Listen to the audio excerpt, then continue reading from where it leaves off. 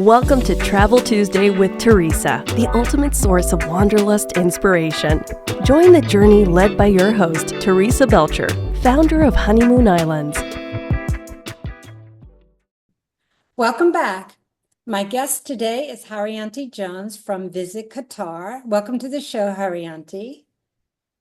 Thank you. Thank you for having us. It's a wonderful day and it's fantastic to join your podcast, Teresa. Thank you. So I've been wanting to do this because I'll give you some backstory.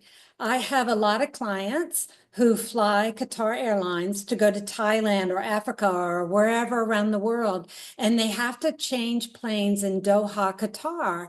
And they're always asking me, hey, I'd like to go to another city. We're going to Thailand. Perhaps we can stop in Paris on the way over.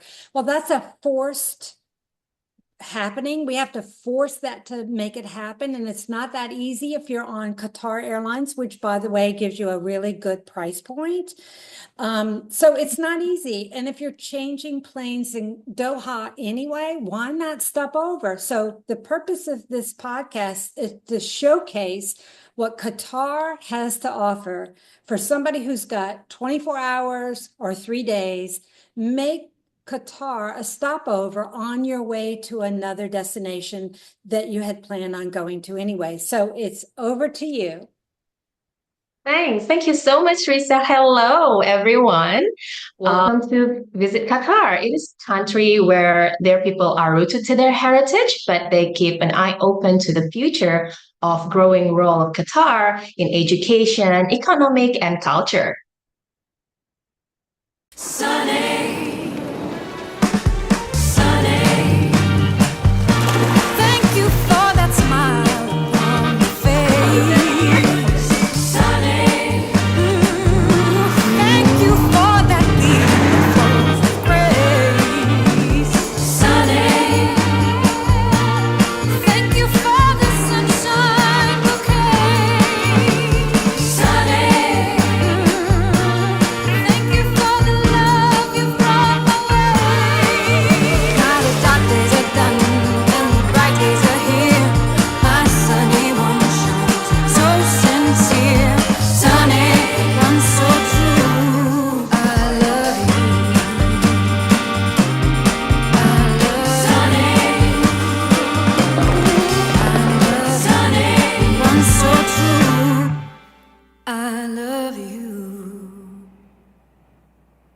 So what about Qatar?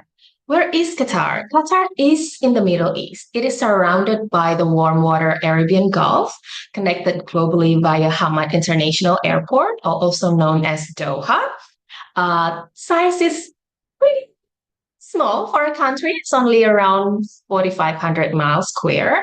Population of approximately 3 million people, multilingual, vibrant expat community. And official language is Arabic. However, because of their vibrant expat community, English is widely spoken. Qatar is one of the wealthiest countries globally.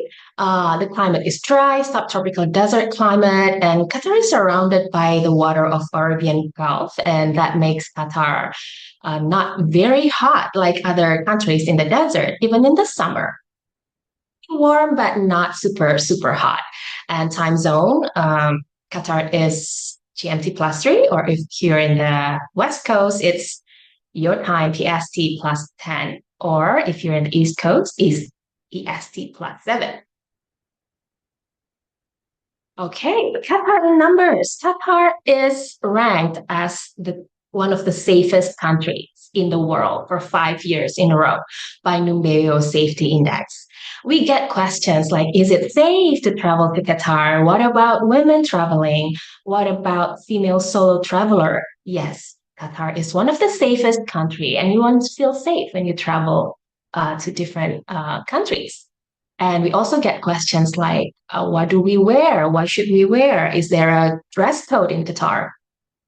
Well, I would say if you go to other countries, you always want to respect their custom, not only Qatar, but you want to respect their custom. And for Qatar, the suggestion of dress code is for women, cover your shoulder, and for men, cover your knees. That's it. So it's not that hard. And visa free for 102 countries. For America, you can have a visa on arrival for $27. Super easy. 100 plus nationalities living in Qatar joyfully and peacefully. And Qatar has over 320 days of sunshine. Makes Qatar is one of the best destinations whenever you visit Qatar all year long. How to get to Qatar? Well, we have a national air carrier, Qatar Airways, which is one of the leading uh, airlines in the world. So you want to go with Qatar. It will land at Hamad International Airport, also known as Doha, on the eastern coast of Qatar. Qatar Airways have 13 gateways in the North America. In the US, they have 11 and 2 in Canada. In the US, they fly from LA, Seattle, San Francisco, and then New York, Boston, Chicago, Houston, Dallas, Atlanta, DC. Yeah, 11 gateways from the US. You can also come by sea with a cruise. By land, the only country that bordered by land with Qatar is Saudi Arabia. How to get around? Well, they have metro, they have city tram, they have taxis. Uber in Qatar is cheap and very fast. So it's recommended. If you want to drive, you can drive as well. You can rent a car, and if you have a valid driving license of US or Canada, you can drive in Qatar with a limit amount of time, like 7 days. But after 7 days, you will need to apply for a temporary driving permit. However, Qatar is a small country packed with destination. 7 days in Qatar. I think you probably explore all the big spots of Qatar anyway. Things to do in Qatar. Yes, so they have a lot of attractions. Again, Qatar is a small country packed with experiences. Adventures, we have sea, desert, sky adventures in the sea. So this picture is a beautiful picture of whale sharks. So Qatar is, if you go to the north coast of Qatar, and a little bit to the east, you'll get to where it is the largest whale shark congregation in the world. If you come at the right time, they usually gather around April to September. So if you come to Qatar around that time, some time to go to the north coast, and if nature permits, you'll see whale sharks because it is the largest congregation in the world. And then Qatar is surrounded by the warm water of Arabian Gulf, water adventure, water sports. It's also great in Qatar. It is actually one of the top destinations for water sports like paddling, surf, kite surfing, sailing, and then land adventure. We have beautiful deserts in Qatar. This picture is a photo of inland sea. It is where the ocean meets the sand. This is a special scenery. Not every country in the Middle East have this view where the ocean meets the sand. And which part of Qatar that I would recommend for you to see? Inland sea is the southern part of Qatar.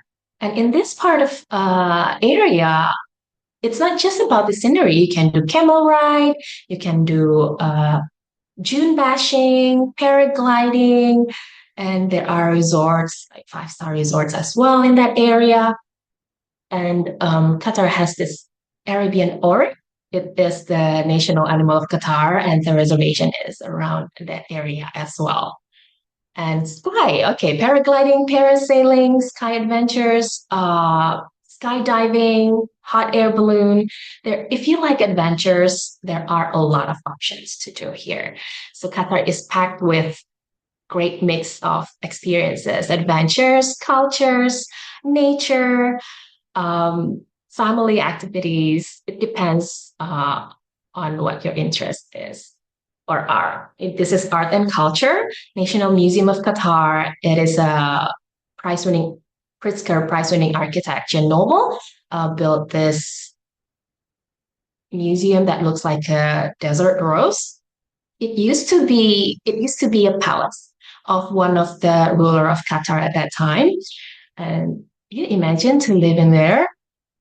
It's be hard to clean the house of the shape away. Yeah, it's a beautiful museum, and then Qatar also has Museum Islamic of Art. It is one of the leading Islamic museum in the world. It is world recognized. And then Meshrab Museum. These three museums are located in Doha.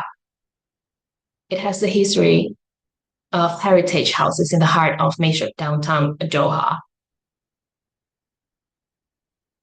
Local shopping, the local souk is a must go if you go to Doha. They have this called Souk Waki.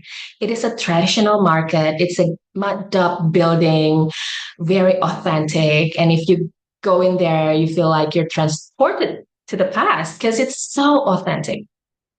This is the market where the locals go to buy food, spices, tea, clothing, dates, coffee, and all that. And if you go there, you see Qataris making purchases, and sometimes they haggle with the local merchant in a friendly environment, of course. So it's quite fascinating to see. And then this Zouk Waqif has the background of the city of Doha. So it's quite a view to see something that's so authentic with a background that's so modern. So that's Qatar. Qatar is the fusion of modernity and authentic culture of Arabian. And then shopping malls, luxury shopping. Qatar is also one of the biggest shopping destination as well. Dining in Qatar, fine dining, local cuisine, international cuisines, all blend. They have over 3,000 restaurants in Qatar. Due to its vibrant communities, you can find not any kind, but a lot of kinds of food from different part of the world. You can try the local cuisines, you can try the non-local cuisine like French, Italian, Japanese, Indian. Yeah, it's a lot of options. And traditions, pearl diving and jewelry, Qatar back then before like maybe in the 30s, they use pearl as trading as one of their main income. And then al-sadu weaving, this is their traditional weaving. If you go to Qatar and you want to experience the culture of al-sadu, there's this class that you can join and you can weave your own al-sadu clothing. Arabic coffee and dates. Arabic coffee is known as qahwa. It's cherished tradition, typically served with dates to provide the sweet contrast with coffee. It symbolizes hospitality, cultural warmth in Qatari gatherings. Now the tradition, the dhow boats, it is also used from a long time ago. It is used for transport. It is used for trading and also for fishing. Now, if you want to try dhow boats, they usually do the sunset sailing, which is very nice. So you sail around Arabian Gulf with the sunset view. Super, super nice. Falconry is, you can see this in the southern part of Qatar. And bukhar is also one of their traditions. It is an incense to give good fragrance to your clothes or your house or your rooms and hotel and attractions. This is Waldorf Astoria. This is located in Doha. It has a private beach, it has water parks, and it's very friendly for children and teenagers. So it's a family-friendly hotel. And Zulal Wellness, this is located at the northern part of Qatar. It uniquely blends, it's actually the first in the world that uniquely blends the wisdom, the holistic wisdom of Arabic traditional medicine with modern health therapies. And we have the outpost Al Barari. It's located in the southern part of Qatar. They offer luxury tents for you to stay. And since you're in the southern part of Qatar, it's in the desert, activities you can do, again, camel riding, dune bashing. It's a perfect spot if you want to experience the southern part of Qatar. Now they have water park here and Hilton Salwa. This is also on the southern part of Qatar. A land of nurture and nature.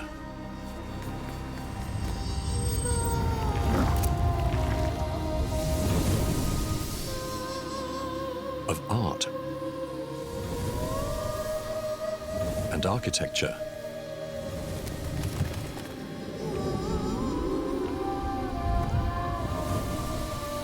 Of traditional crafts and contemporary craftsmanship. A country of elegant serenity.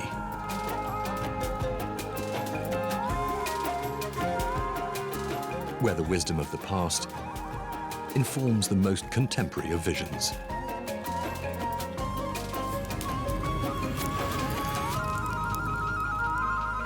A place most exceedingly rare.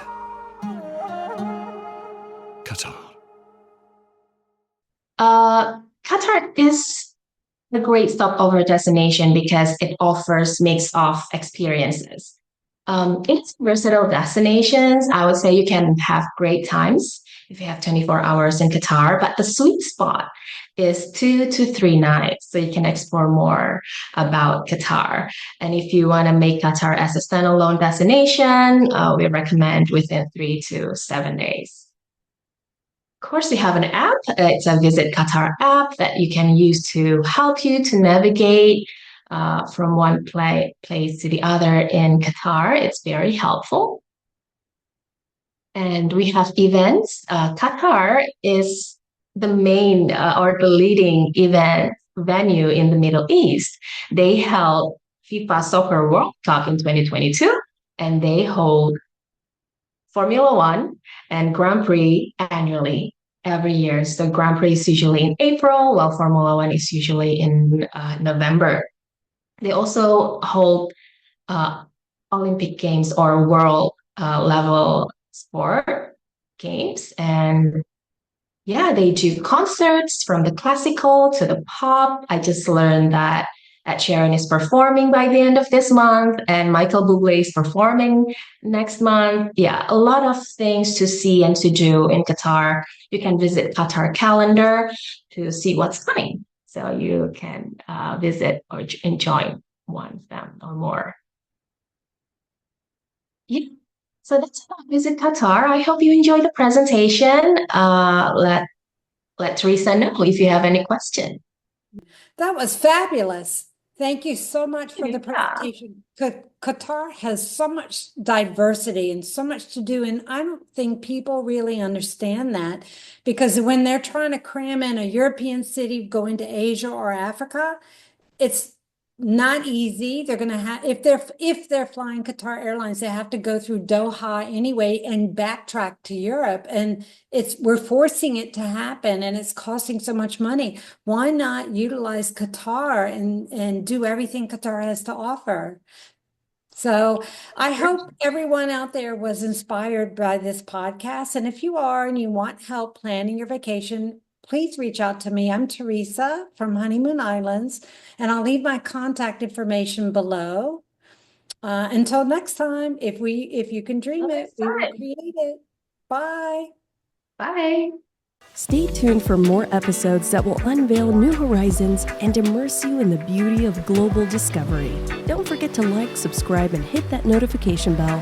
Until next time, if you can dream it, we will create it.